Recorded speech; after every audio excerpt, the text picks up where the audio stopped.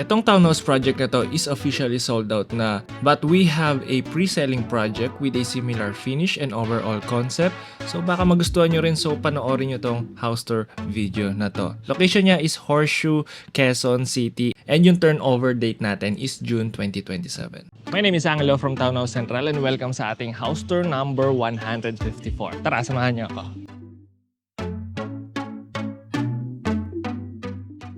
Okay, so start tayo dito sa harap ng property natin. So flood-free na rin tong area natin and nasa corner itong project natin. Okay, so tara, samahan niyo ako. So kung mapapansin nyo, elevated na rin tong driveway natin. Laki na rin ng gate natin dyan.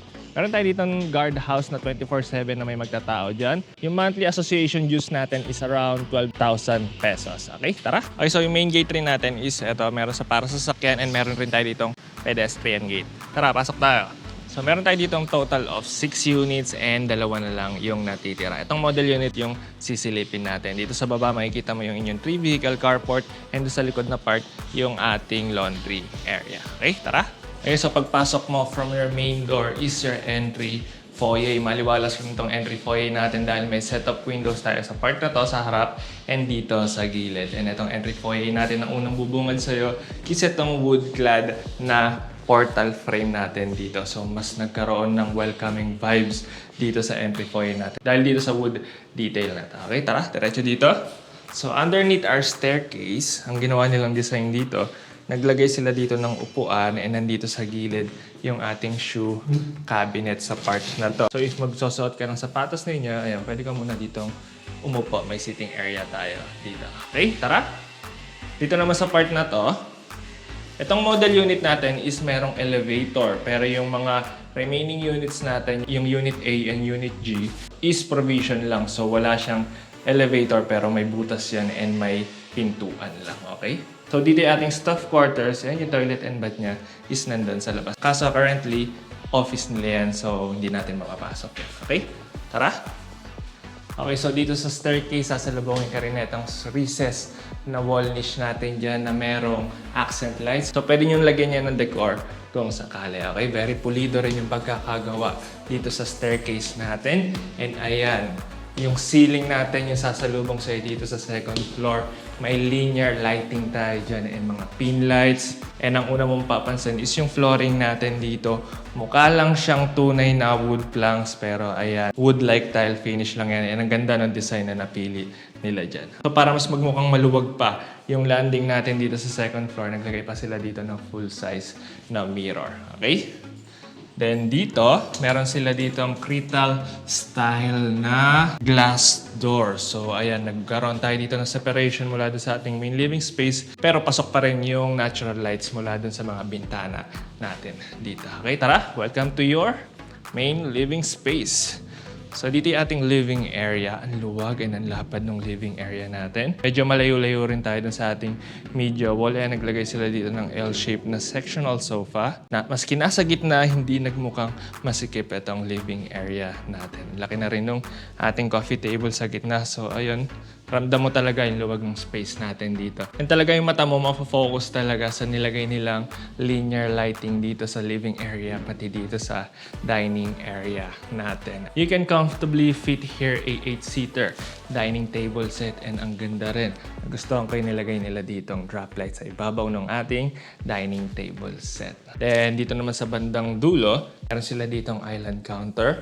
Meron na ring wireless charging dito. So depende sa stool na ilalagay nyo, I think kasya pa ang 3 bar stool dito sa part na yan. So may waterfall design rin tayo dyan. Then dito, meron tayong floor to ceiling na mga cabinetry. Isa sa nagandaan ako dito, guys, tignan nyo to. Kung gusto nyo gawin na parang open shelves lang yan, ayan, pwede nyo ipasok yan. Angas, di ba? Ngayon lang ako nakakita ng ganito. So kung may gusto kang ilagay na decor dyan, pwede nyo i-display dyan sa part na yan. Okay, pero kung gusto nyo naman ng covered, ayan, para malinis lang tingnan, sara nyo na lang. Okay? Dito naman yung ating magiging cooktop and maluwag yung space na nilagay nila dyan. So kung sakaling dito na yung gas stove ninyo, perfect na dito. Kung yung kukunin nyo is yung meron na ring built-in oven. Sabay dito yung ating provision para sa ating range hood. Okay, ayan, magbubutas ka na lang dito, packet na yun doon sa bubong natin. Mechanical hinge na rin tayo dyan. So, maski rin biglaan, dahan-dahan rin yan. Maganda rin dito is naglagay na sila ng under cabinet lighting. So, mas nagmukhang maaliwalas itong counter space natin dito sa part na to. Meron tayo ditong matte finish na color, pagka-brown na gray. Okay, dami na rin natin pin lights dito. And L-shape tong kitchen layout natin. Dito naman sa part na to is yung ating single sink. Nasa harap rin tayo dito ng mga sliding window. And dito sa likod na part is yung ating spot para sa ating fridge. And then dito, meron ulit silang nilagay na recess na wall niche with pull-out drawers. Ay, hindi. With cabinets na rin dito sa baba. Open shelves tayo dyan. And may mga ilaw na rin dyan. Yung pala nasabi is meron pang mga cabinet space sa baba. Ayan. And yung countertop natin is gawa sa quartz. Extended yan hanggang dito. Ang kulang na lang siguro dito is backsplash dito sa part na to. Also dito sa lutuan natin. Also, ang ganda rin ang nilagay nila dito na drop light sa part na yan. Very functional na rin tong island counter natin dahil dito sa kabilang part is may mga cabinet space rin tayo dyan. Soft close na rin and may mga pull-out drawers tayo dyan. So, isa rin sa maganda dito yung layout natin is open space. So, maski nagluluto ka dyan, tanaw mo yung TV dito. Pwede ka pa makanood ng TV dito. And if nagluluto ka rin, at least makikita mo or mamonitor mo yung mga anak mo dito sa main living space natin. Okay? Dito naman sa part na to is yung ating elevator or yung ating home lift. Again, dito lang sa model unit yung may home lift. Then yung mga natitira nating units is for provision lang. Okay? Ayan. Then yung spot ng ating AC unit is nandito sa part na to. Okay? Tara! Dito naman yung last part na itong second floor natin is yung ating powder room. Ang lapad ng ating vanity countertop dito with vessel sink. And may pagka-cement finish yung tiles na nilagay nila dito. Ganda tingnan. And dito sa ilalim, ang dami nating shelves dyan. Buong part na is open shelves. And dito is merong pull-out drawers. Okay? And dito meron tayong owning window. Also, meron rin pala tayo dong malaking balcony sa part na yan. Tara. Ganda talaga nung balcony dito yung ginamit nila dito ng mga sliding door. Tignan nyo kung gaano kakapal yung frame na nilagay nila dyan. With screen mesh na rin yan. Okay. And then dito yung ating balcony. Which overlooks dun sa kalsada natin dun sa harap. Ito na rin yung access natin sa ating fire escape mula dun sa 4th floor pababa hanggang dito sa ating 3-vehicle carport. Okay, tara! Ito lang para sa ating 2nd floor. Now, punta na tayo dun sa ating 3rd floor. Andun yung ating master bedroom or junior master bedroom. Depende sa inyo kasi dalawa yung master bedroom natin dito. Okay, tara! So kung townhouse developer ka and may townhouse project ka na gustong i-feature dito sa aming YouTube channel, kindly send us a message dito sa aming contact number or dito sa aming email. Okay, tara! Again, ang ganda nung nilalagay nila dito sa kanilang staircase. Naglagay sila ng recess na wall niche dyan with accent lights. So if ever, pwede kang maglagay dyan ng mga decor ninyo. Okay, tara!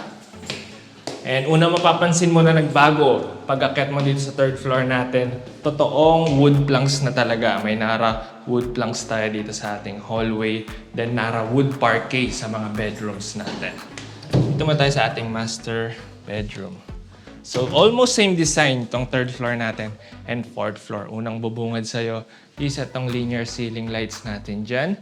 Wala pa tayong modern ceiling lamp sa gitna pero pwedeng nyo lagyan yan.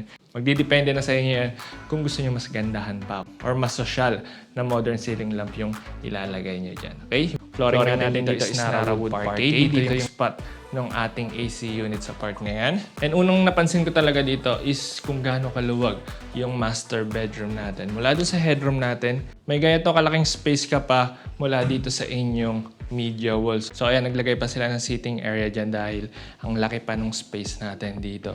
And ayan, kung mapapansin nyo, naglagay pa sila ng table dito. And naglagay pa sila ng sitting area dito sa part na to. King size bed tapos dalawang bedside table lamp. Ang luwag pa rin ng space natin dyan. Also, meron tong sariling balcony. Ayan, nandito na rin yung access natin sa ating fire escape. Again, yung mga sliding door natin. Ang kapal nung frame nila dyan. Okay? And isa sa natuwa talaga ako is yung placement ng mga pin lights nila tsaka ng linear lights nila. Ayan, very symmetrical talaga yung pagkakalagay nila dyan. Okay, isa rin sa natuwa ko dito is yung mga curtains natin. Ayan, naglagay sila ng parang wood paneling. So, parang nakatago yung curtain rods natin dyan. Okay, now next. Dito naman tayo sa ating walk-in closet. So, dito sa walk-in closet natin, meron tayong floor to ceiling dito sa part na yan. I'm 5'10" and ito, abot ko pa. Sakto lang, hindi ako tumiting kaya. Dito may open shelves, may ilaw na rin tayo dyan, may mga mirror, smoke mirrors dito sa dulong part. May mga pull-out drawers dito sa gitna. Ayan, okay. And also, meron pa ulit dito. Here, meron ka pang bakante, so pwede ka dito maglagay ng vanity mirror kung sakali. Then dito, meron tayong pinto, which opens up sa inyong ensuite toilet and bath. Ang lapad ng ating vanity countertop dito. May medicine cabinet tayo dito na malaki. May mga mirrors na rin dyan. Push latch mechanism yan. Push mo lang yan. Open yan. Okay.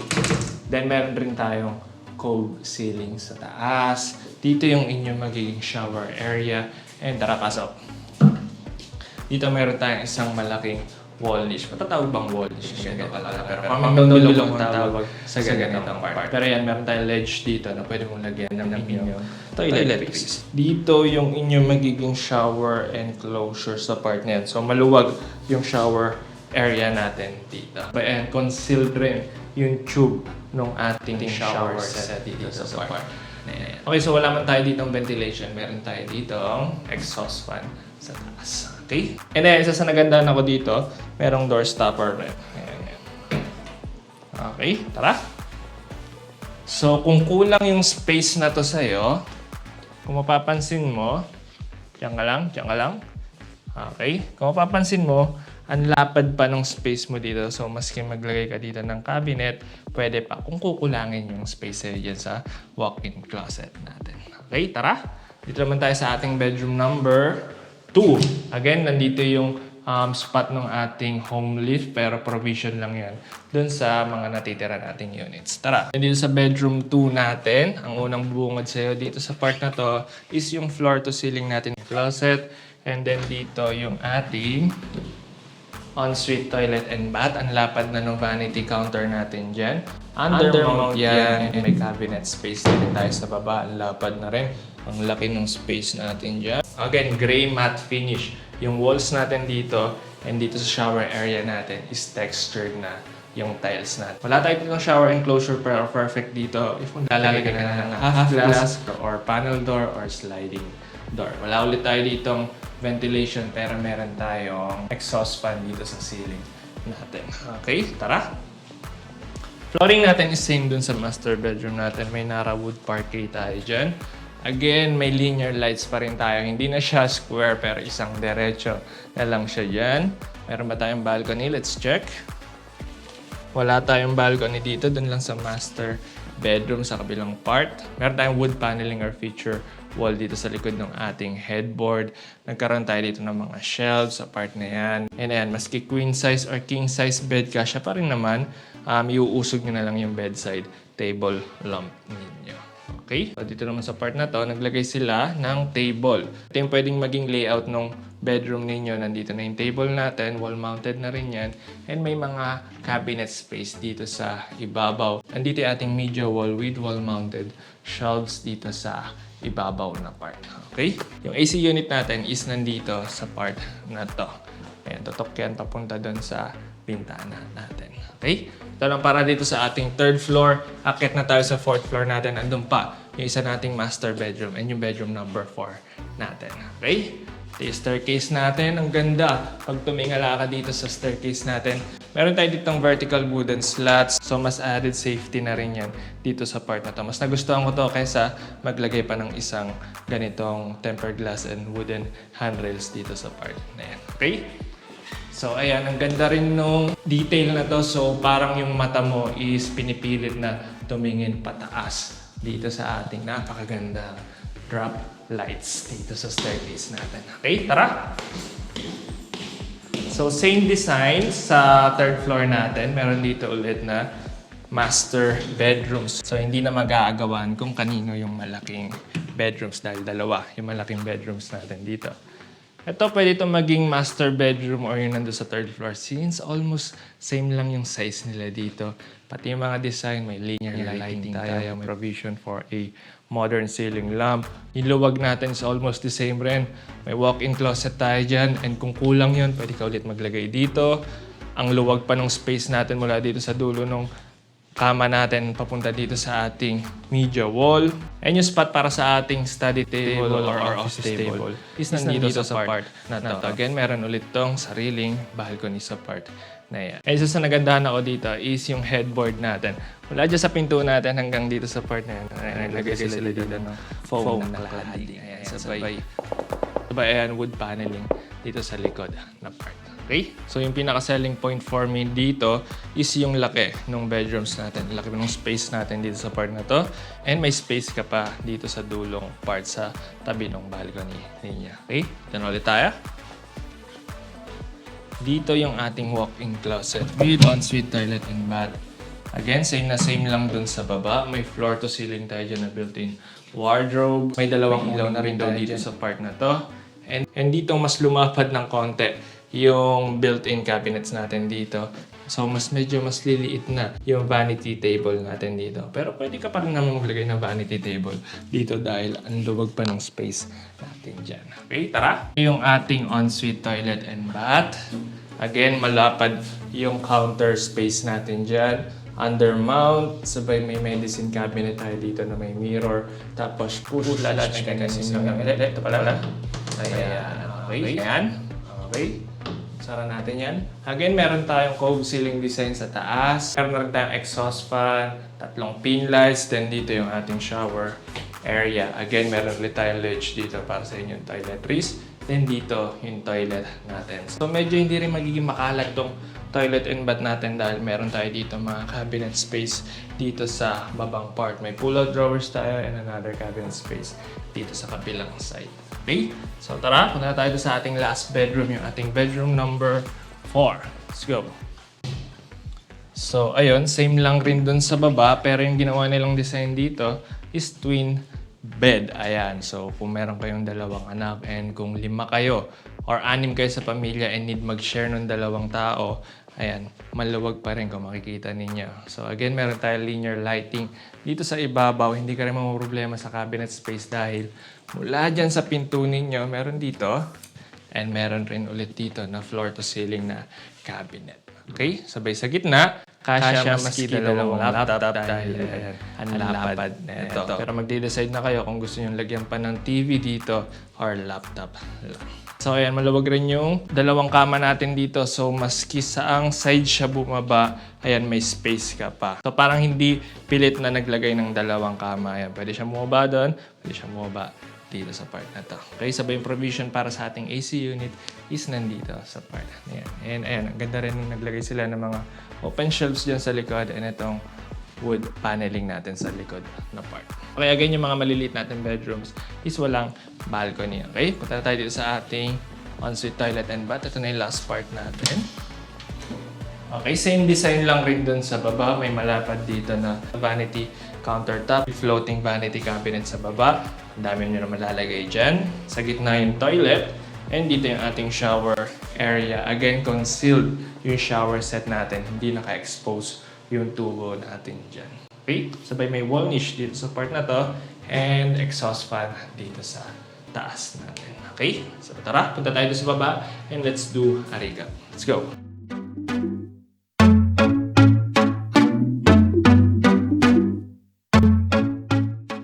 So kung nagustuhan mo itong townhouse na ito and gusto mo mag-schedule ng viewing, you can send us a message dito sa aming contact number. Available yan through Globe, Viber, and WhatsApp or dito sa aming Facebook page. Or pwede nyo ring fill upan yung aming Google form dito sa description box para mas ma-prioritize namin kayo. And kung townhouse developer kayo, may townhouse project ka na gusto i-feature dito sa aming YouTube channel or dito sa aming social media accounts, kindly send us a message rin dito sa aming contact number or dito sa aming email. Again, my name is Angelo from Townhouse Central. That's it para dito sa ating house tour 159. See you at the next townhouse. Bye-bye. Let's go.